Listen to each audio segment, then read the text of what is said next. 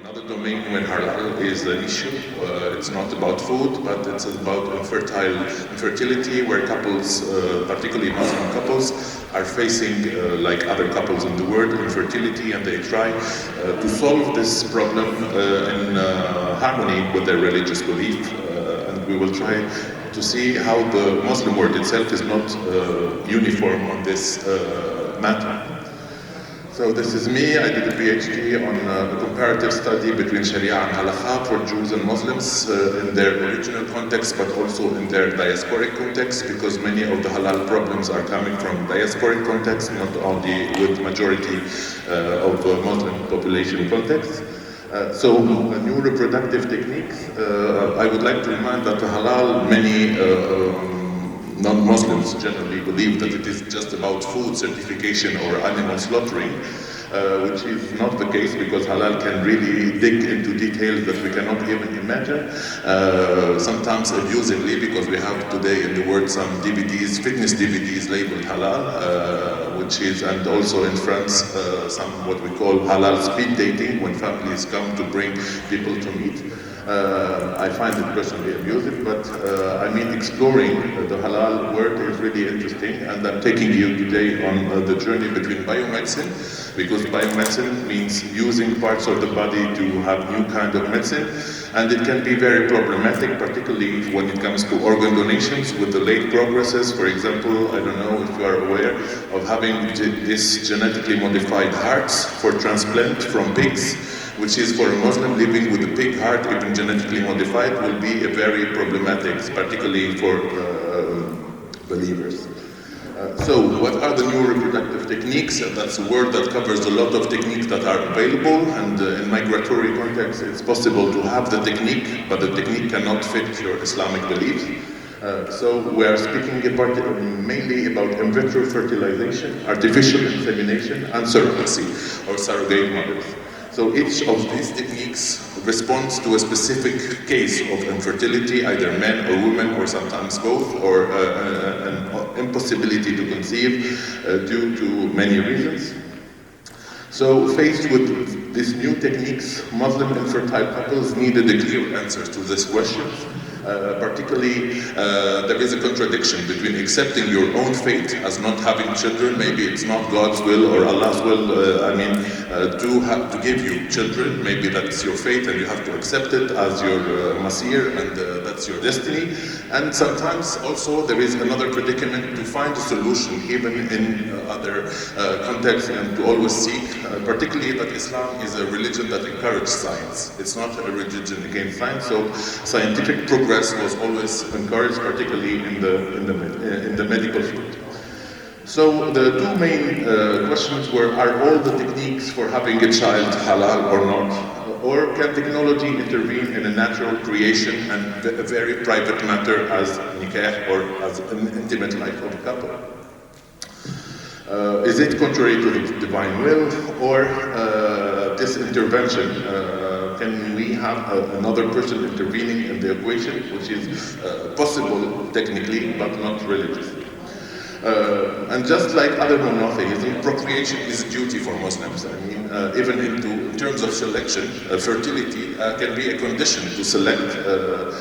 There is a hadith from Sayyidina Muhammad sallallahu alayhi wa sallam, تزوجوا الودود الولود فإني مكاثر بكم الأمم يوم القيامة. Get married with a sweet and fertile woman.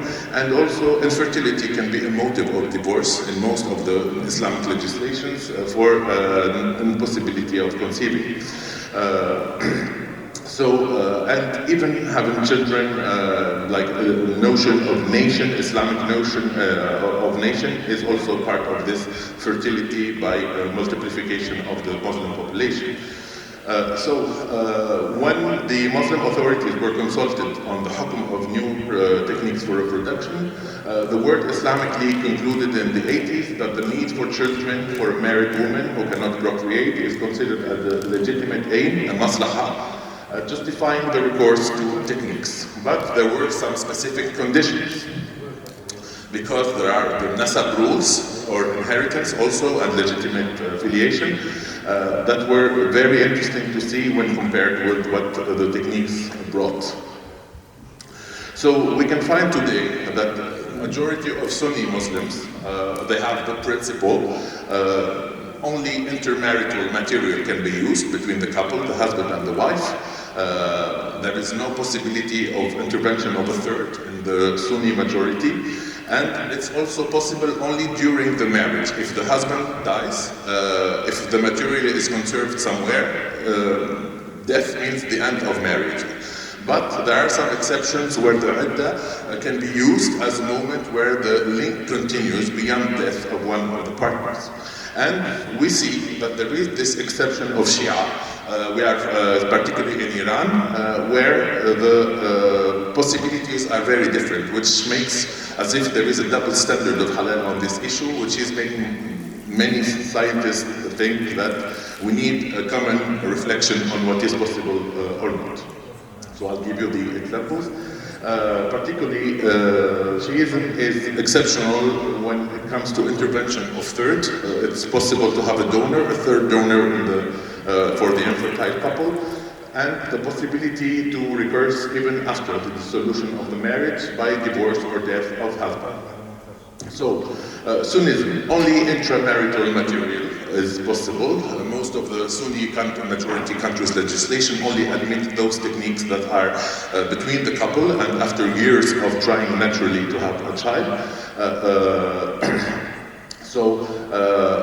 We have, as I said, only intramarital techniques are possible, which sometimes make it more difficult for women, because generally infertility is made, sometimes it's the husband who is infertile, which makes there is no other possibility to have a child, particularly that most of the Sunni countries, except Tunisia, of what I know, does not allow adoption. They allow kafala, but not full adoption by giving names and right to the child without biological relationship.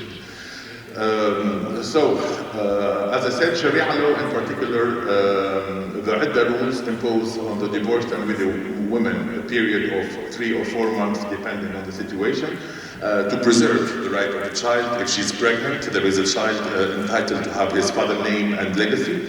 In application of these iddah rules, and with the possibility of today retaining the gametes, Sunni jurists think that once the marriage is concluded by divorce or death, there is no possibility and the embryos or the preserved gametes should be destroyed. This is not used.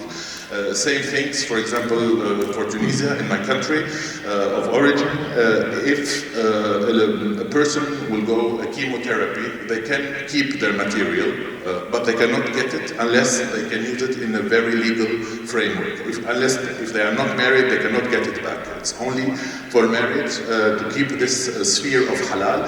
They cannot take your material back to have a child on your own.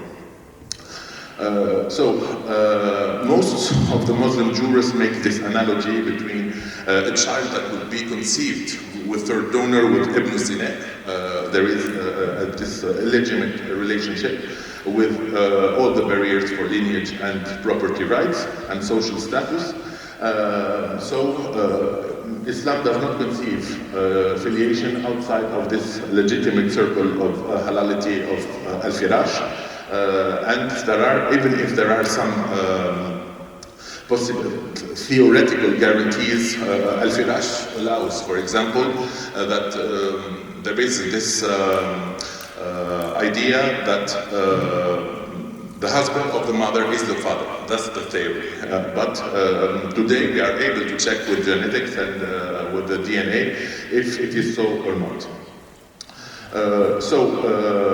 An adulterous child will have no rights in the Islamic society and can only inherit from the maternal line without a name. So this is also problematic. That's why it was completely discarded in the Sunni context that a third donor can intervene in the equation. The same idea is found in the rejection of full adoption, as I said. This would have, comparable consequences of adultery if a man is a donor, even if there is anonymity generally what is happening. But Islam is very clear of avoiding incestuous relationships, particularly anonymous donation is not possible in the Sunni majority countries. The originalities of Shiism and why it is original, because we found, according to some studies, that Muslims from Sunni majority people are going to Shia references just to have a child, because they want to have a child. And sometimes they give just a fatwa from a Shia authority and say, I am covered myself. It's not me who took the decision. This is halal according to this Ayatollah, not this Sunni reference. So we see that there is this inter-madhab, we call it today biomedical or reproductive tourism, where people go to another country. But this is, we can call it a halal conversation, which is something very interesting for social science, but it means that sometimes people, like for banking, sometimes they go to the bank that fits their beliefs and their needs. And unfortunately, this is something we see, particularly in countries where Shia and Sunni are cohabiting, like Lebanon, for example. There are some fertility clinics who put the fatwas in the clinic, where people are reassured that they are not doing something sinful if they access to a third donor technique.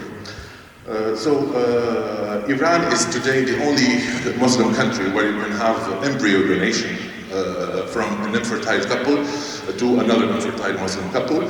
So they consider that this married first couple is giving something legal. There is no illegality because it's from one married couple to another, which is something very unusual and illegal in the Sunni world. Another originality is the combination of the mut'a marriage.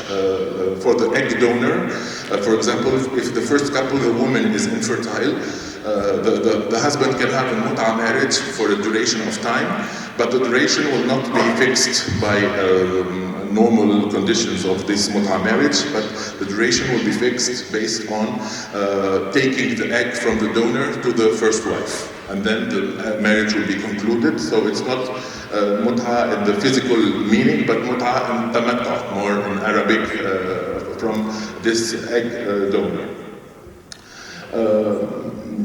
We see that Shia is discussing, particularly with doctors, to know that these techniques can be accepted by the majority of the population, particularly that infertility rates are rising in many countries, 10 to 17% in Iran, according to the last statistics. And particularly, Iran is focusing on keeping the right of the child. This anonymity of the gift will allow the child to enjoy rights, successor rights and names as a full adoption, which is very original and not seeable in other places from the Muslim world. So we see that the reflection between, unfortunately, it seems that Sunni authorities and Shia authorities are not really discussing as it should be to make a clear answer, particularly, as I said, where there is no unique certification of the techniques.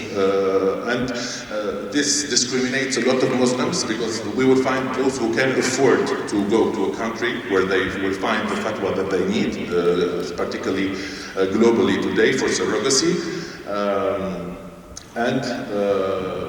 As I said, in countries where people live between many sects, it's possible to go to this fertility clinics where you can find a religious confirmation of your choice. So as I said, maybe most of it is comparison between what the Shia considers as halal and what Sunni considers as halal in terms of fertility. I will conclude to stick to the time.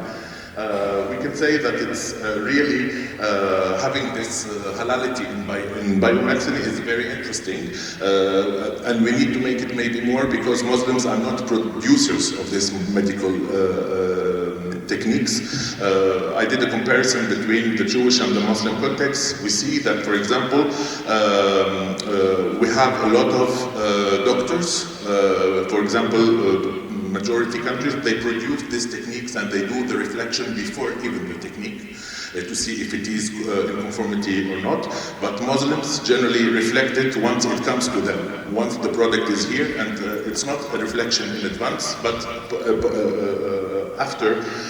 So we should maybe involve into research and scientific reflection on bioethical issues.